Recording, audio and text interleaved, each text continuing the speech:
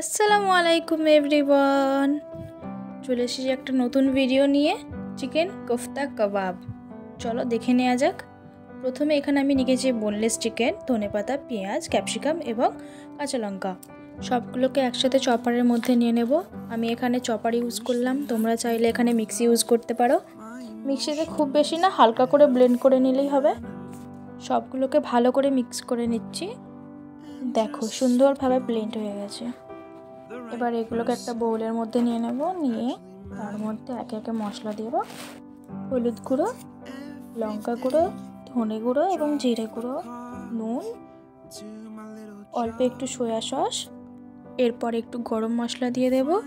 গরম মশলা দিয়ে ম্যারিনেট করে নেব। এরপর এতে অ্যাড করব একটু বেসন। বেসনটা দিয়ে ভালো করে হাত দিয়ে আবার ম্যারিনেট করে নেব। এরপর যে কোনো একটা শেপ দিয়ে গরম তেলের মধ্যে একে একে ছেড়ে দেবো। একদিকে ভাজা হয়ে গেলে অন্যদিকেও ভালো করে ভেজে নেব। ভেজে নিয়ে তুলে নিলে আমাদের তৈরি চিকেন কোফতা কাবাব। ভিডিওটি ভালো লাগলে লাইক, কমেন্ট, শেয়ার করবেন। এরকম নতুন নতুন ভিডিও পেতে আমাদের চ্যানেলটিকে সাবস্ক্রাইব করবেন।